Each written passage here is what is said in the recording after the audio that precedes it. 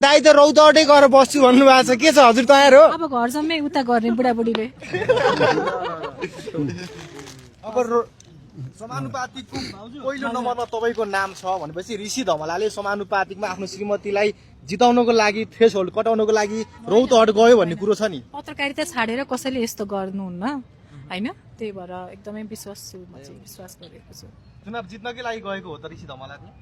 हजुर चुनाव जित्नकै लागि रौतहट जानु भएको हो त ऋषि धमला मन जित्न जानुभएको जनताको मन जित्नु भयो जस्तो लाग्छ हजुरलाई हिजो अस्ति उखु बोक्नु भयो एकै दिनमा ट्रोल पनि भयो नि त हजुर हैन त्यसलाई ट्रोल भनिदियो नि त्यसलाई माया भनिन्छ त्यसलाई तपाईँले चाहिँ त्यो नकारात्मक रूपमा नहेर्नुहोस् न सकारात्मक रूपमा हेर्नुहोस् सबै कुरा राम्रै देखिन्छ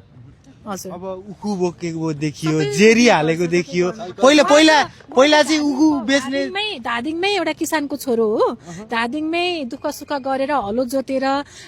दिनरात घाँस काटेर पढेर काठमाडौँ आएर दुःख त्यो त तपाईँलाई थाहा छ इतिहास बुझ्नु भएको छ ऋषिजीको यो क्वेसन गर्न तपाईँहरू चाहिँ एउटा पत्रकारहरू साथीभाइले मिल्दैन यो कुरा गर्न चाहिँ ऋषि सरको वृत्तान्त हजुरहरूलाई थाहा छ